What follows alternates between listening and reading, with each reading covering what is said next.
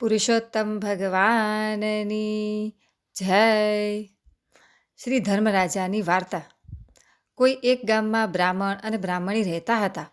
સંતાનમાં તેમને 2 પુત્રો અને એક વિધવા પુત્રી હતા.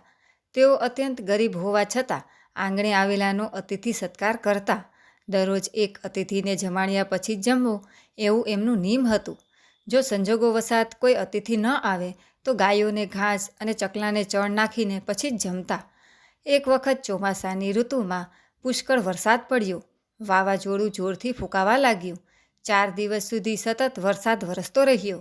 આવી પરિસ્થિતિમાં બ્રાહ્મણના આંગણે અતિથિ તો શું, પણ ચકલું ફરક્યું ન હતું. બ્રાહ્મણ પોતાના નિયમમાં અડગ હતો. આથી તેમને 4 દિવસના ઉપવાસ થયા. બ્રાહ્મણ કુટુંબની કસોટી થવા લાગી. તેઓ ભૂખે મરવા લાગ્યા. આથી ભગવાનને દયા આવી અને તેઓ હંસ અને હંસલીનું રૂપ ધારણ કરીને બ્રાહ્મણના આંગણે આવી પહોંચ્યા. સ્વયં ભગવાન વિષ્ણુ અને લક્ષ્મી બ્રાહ્મણનો નિયમ રાખવા આવી પહોંચ્યા. બ્રાહ્મણ કુટુંબ આ જોઈ ખૂબ રાજી થયું અને ઘરમાંથી દાણા લાવી તેમને આંગણામાં વેર્યા. પણ આ શું, હંસ કે હંસલી એક પણ દાણો ચડતા નથી. આથી બ્રાહ્મણ મૂંઝાવા લાગ્યો. ત્યાં હંસને વાચા ફૂટી અને તે કહેવા લાગ્યો, હે બ્રાહ્મણ, અમે તો માનસરોવરના રાજહંસ છીએ. અમે સાચા મોતીનો ચારો ચરીએ. આ સાંભળી બ્રાહ્મણ દ્વિધામાં પડી ગયો. તેના ઘેર ખાવાના તો ફાફા હતા, ત્યાં વળી સાચા મોતી ક્યાંથી સંઘરી રાખ્યા હોય. છેવટે બ્રાહ્મણી હિંમત કરી અને ગામના ઝવેરીને ત્યાં ગઈ અને ત્યાંથી 1.25 શેર મોતી ઉધાર લાવી અને આંગણામાં વેર્યા. હંસ અને હંસલી ખુશ થઈ અને ચારો ચરવા લાગ્યા અને ત્યારબાદ પાણી પી પાંખો ફફડાવી ત્યાંથી ઉડી ગયા. 4 દિવસના ભૂખ્યા બ્રાહ્મણ કુટુંબે એ દિવસે શાંતિથી ભોજન કર્યું. જમી રહ્યા પછી છોકરી વાસણ માંજવા આંગણામાં આવી. ત્યાં તેણે જોયું તો ખૂણામાં એક મોતી પડેલું હતું. આથી તેણે એ મોતી લઈ અને તુલસીના ક્યારામાં નાખ્યું. બીજે દિવસે બ્રાહ્મણી વહેલી ઉઠી તુલસી ક્યારે પાણી રેડવા આવી. તેણે ત્યાં જોયું તો તુલસીની ડાળીએ ડાળીએ મોતીની શેરો લટકતી હતી. આ દ્રશ્ય જોઈ તે અચંભામાં પડી ગઈ. તેણે બ્રાહ્મણને વાત કરી તો તે પણ આશ્ચર્ય પામ્યો. છોકરી પણ સાચા મોતીની શેરો જોઈ ખુશ થઈ. એ પછી બ્રાહ્મણીએ તુલસી ક્યારામાંથી મોતી વીણીને 1.25 શેર મોતી ઝવેરીને ઘર જઈ અને પાછા આપી દીધા. ઝવેરી પાણીદાર મોતી જોઈ અને ખુશ થઈ ગયો. પોતાના હલકા મોતીની સામે આવા પાણીદાર મોતી મળ્યા, આથી એ આનંદમાં આવી ગયું. ઝવેરીએ એ પાણીદાર મોતીમાંથી પોતાની છોકરી માટે એક સરસ મજાનો હાર બનાવી દીધો. એ હાર પહેરી ઝવેરીની છોકરી રાજકુંવરી સાથે રમવા મહેલમાં ગઈ. રાજકુંવરીએ એની ડોકમાં ઝળહળતી માળા જોઈ અને એવી માળા બનાવી આપવા રાજા પાસે જઈ અને હઠ કરી. રાજાએ તાબડતોબ ઝવેરીને બોલાવ્યો અને એની છોકરીના જેવી જ માળા પોતાની કુંવરી માટે બનાવી આપવા કહ્યું. આથી ઝવેરી મૂંઝવણમાં પડી ગયું, કારણ કે આવા પાણીદાર મોતી બીજા એની પાસે નહોતા. એણે તો કહી દીધું કે મહારાજ, આવા પાણીદાર મોતી તો બ્રાહ્મણના ઘેરથી આવેલા, મારી પાસે એ નથી. રાજાએ તાબડતોબ બ્રાહ્મણના ઘેર તપાસ કરાવી તો તેને જાણવા મળ્યું કે બ્રાહ્મણના આંગણામાં એક તુલસી ક્યારો છે. એમાં આવા પાણીદાર મોતી ઉગી નીકળે છે. આ સાંભળી અને રાજા બ્રાહ્મણના ઘેર જઈ ચડ્યો અને પાણીદાર મોતીથી લચકતો તુલસી ક્યારો જોઈ અને આભો બની ગયો. તેના દિલમાં લાલચ થઈ આવી. તે સત્તાને જોરે આખો તુલસી ક્યારો ઉઠાવી જવા તૈયાર થયો. પણ આ શું, જેવો તેણે તુલસી ક્યારાને હાથ અટકાળ્યો એવો એ ચોંટી ગયો. રાજાથી ન આમ હલાય ન તેમ હલાય. આ જોઈ રાજપુરોહિત બોલી ઉઠ્યો, મહારાજ, મને ક્ષમા કરજો, પણ આ તો બ્રાહ્મણના આંગણાનો તુલસી ક્યારો છે. તેના તપના પ્રતાપે, સતના પ્રતાપે તેમાં આવા પાણીદાર મોતી પાકે છે. માટે તમારે આવી લાલચ રાખવી ન જોઈએ. જો આમાંથી છુટકારો મેળવવો હોય તો તમારે આ બ્રાહ્મણની માફી માગવી જોઈએ, તો કદાચ તમને મુક્તિ મળી જશે. રાજાને હવે પોતાની ભૂલ સમજાઈ. તેણે બ્રાહ્મણની માફી માંગી. આથી તેમના હાથ છૂટા થયા. આ વાતને ઘણો સમય થઈ ગયો. બ્રાહ્મણે નાનપણથી જ પોતાના બંને પુત્રોને કાશીએ ભણવા મોકલી દીધા હતા. હવે સમય પૂરો થતાં તેઓ પોતાના ઘેર આવી પહોંચ્યા. બ્રાહ્મણ અને બ્રાહ્મણી હવે ઘણા વૃદ્ધ થઈ ગયા હતા.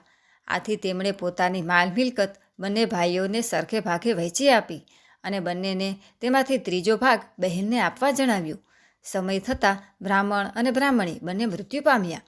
બંને ભાઈઓએ પોતાના મા બાપ જીવતા હતા ત્યાં સુધી બહેનને સારી રીતે સાચવી, પણ તેમનું મૃત્યુ થતાં અને ત્યારબાદ બંને ભાઈઓનું લગ્ન થતાં તેઓ ફરી ગયા. તેમણે બહેનને ત્રીજો ભાગ આપવાનું બંધ કરી દીધું.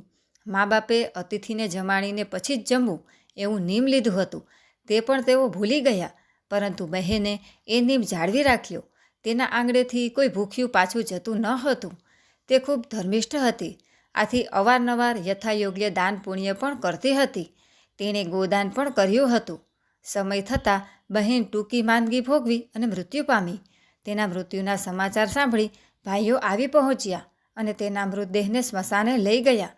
બહેન ખૂબ પવિત્ર હતી, ધર્મિષ્ઠ હતી. તેનો આત્મા શુદ્ધ હતો.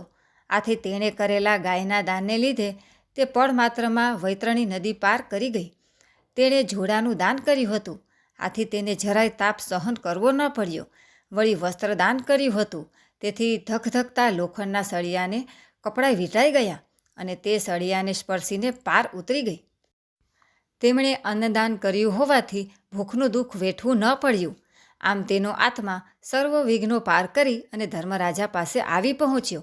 ધર્મરાજાએ તેના હિસાબનો ચોપડો જોતા કહ્યું, બહેન, તે ખૂબ દાન પુણ્ય કર્યા છે. તે તારું જમા પાસું છે, પરંતુ તે મારું વ્રત કર્યું નથી.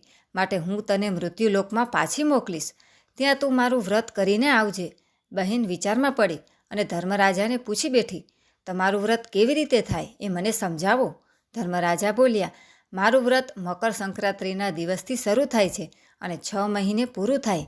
એ વ્રત દરમિયાન દરરોજ ઘીનો દીવો કરવો અને હાથમાં ચોખા રાખી મારી વ્રત કથા સાંભળી કે વાંચવી. ત્યારબાદ 6 મહિને એ વ્રત ઉજવવું. એ સમયે 1.25 શેર મોતી, 1.25 શેર વજનની ચાંદીની નાવ, સીડી, કપડાનો એક ટુકડો, કપડાની એક જોડ અને સોના રૂપાની મારી મૂર્તિ, આ સઘળું યોગ્ય બ્રાહ્મણને દાનમાં આપવું. જો આ પ્રમાણે તારાથી ન બની શકે તો યથાશક્તિ દાન કરવું.